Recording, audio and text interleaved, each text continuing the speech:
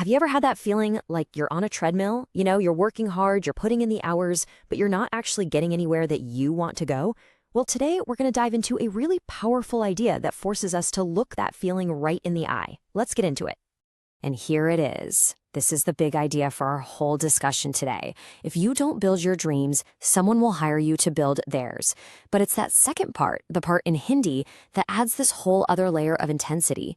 It says if we don't work hard to fulfill our own dream, we will literally erase ourselves in fulfilling someone else's. Wow. Just let that sink in for a second. Erase ourselves. You see, this isn't just some motivational quote you'd see on a poster. It's actually presenting us with a fundamental choice. It's one dream, but two completely different paths you can take. Because at its core, this is all about a critical decision point that, let's be honest, every single one of us faces. Whether we realize it or not, we're all standing at this crossroads, deciding where we're going to point our most valuable assets, our time, our energy, and our talent. So let's break that choice down.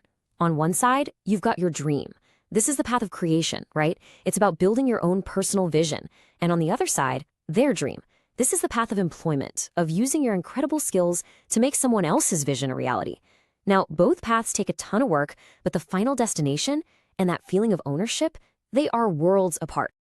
All right, so let's dig into that first path for a minute. What does it actually mean to build your own dream? And that leads us to maybe the most important question of all. And I want you to really ask yourself this right now. What is your dream? Seriously, not what your family wants for you, not what society tells you should want, but what do you want to build? And we have to be super clear about what we mean by dream here. This is not some passive wish or a daydream. No, a dream in this context is a vision. It's something so real and so compelling that it literally demands your action, your focus, and your total dedication. And this is brilliant because it shows that building a dream isn't some kind of magic. It's a process. It's got steps. First, you've got Kolj. You discover what you're passionate about. Then, Yoljana. You actually create a plan, a roadmap to get there. And then the most important piece from our original quote, mehnat. You execute with pure, dedicated, hard work. Let's just hang on that word for a moment. Mehnat. Hard work.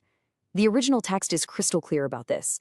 If you fail to apply that mehnat to your own dream, there are serious consequences. It's the one ingredient you just can't skip. Without it, a dream stays just a dream. So what about that other path? What happens if we don't actively build our own thing? Well, let's explore the really serious warning that's baked into that choice. This right here is the most powerful and honestly the most chilling part of the whole idea. Khud ko mita denge. You will erase yourself. It's not just about collecting a paycheck. It's a warning that you could lose something way, way more valuable. Just look at that phrase, erasing one's self. What does that even mean? It sounds so dramatic, but it's really about a slow fade. A gradual chipping away at who you are. So what does that look like in real life? Well, it can mean losing your unique identity, becoming just a job title.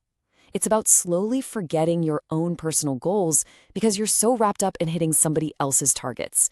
It means you end up living for another person's vision, and in that process, you might just sacrifice your own incredible potential. And all of this brings the whole idea right back to this very moment. This isn't some philosophical debate about the future. It's about today's choice. Look at it this way. Chasing your dream, that's where the highest personal fulfillment is, even if the road is a little bumpy. Working on their dream might feel more secure, sure, but it comes with that huge risk, the risk to your own fulfillment, that risk of erasing yourself over time. And here's the key takeaway. This isn't about telling you to quit your job tomorrow. Not at all. Building your dream is about the direction you choose every single day. It's about making sure that with every project, with every bit of effort, you are the active architect of your own life, not just a contractor building someone else's. So I'm going to leave you with this final, powerful question. Just think about your day today. Think about your to-do list, the energy you're about to spend. With every choice you make, whose dream will you build today? Yours or someone else's?